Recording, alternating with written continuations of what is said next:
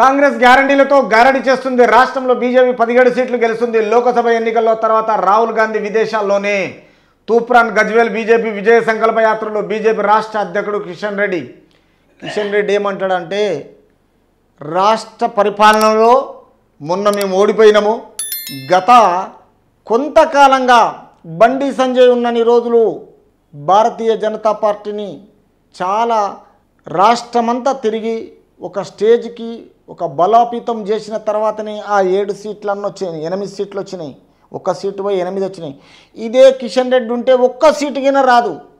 అధికార పార్టీ ఉన్న అధికార పార్టీతోటి గత ప్రభుత్వంతో ముకుమ్మడిగా కలిసి వాళ్ళ ఎంగిల్మెత్తులకు అలవాటైపోయి ఆ బీఆర్ఎస్ పార్టీకి అనుకూలంగా ఉన్న కిషన్ రెడ్డికి ఎవ్వరూ సహించరు.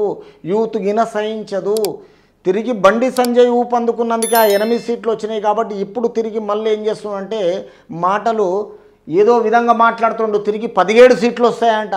మొదలు 1 2 అది మొదలు ఆలోచన చేయమను. పార్టీని మొత్తం నిద్రపోయేటట్టు చేసిందే కిషన్ రెడ్డి అని చెప్పి రాష్ట్ర ప్రజలు ఈరోజు అడుగుతున్నారు. కాబట్టి ఈయన ఏమనుకుంటుండంటే 17 సీట్లు మేము గెలుస్తామంటుండే. ఎక్కడికి గెలుస్తారు? ఏం చేస్తారని? కవితను లిక్కర్ కేసులో అరెస్ట్ చేయలేదు, కుమ్ముకొని పోయినామన్నా? లేకపోతే మోడీ మీకు సహకరించిండన్నా బీఆర్ఎస్కు? లేకపోతే నువ్వు ఇక్కడ కేసీఆర్కు అక్కడ లిక్కర్ కేసులో కవితకు మోడీ మీరంతా మంచి ప్రజలకు చేస్తారంటే ప్రజలకు కనిపించడం లేదా మీ పరిపాలన? కేంద్రంలో మీ పరిపాలన, తర్వాత గత ప్రభుత్వం పరిపాలన ఇక్కడ తెలంగాణ రాష్ట్రంలో మీ అందరూ ఎవరిని ప్రజలను మోసం చేస్తలేరా? కనిపిస్తలేదా ఈ విషయంలో?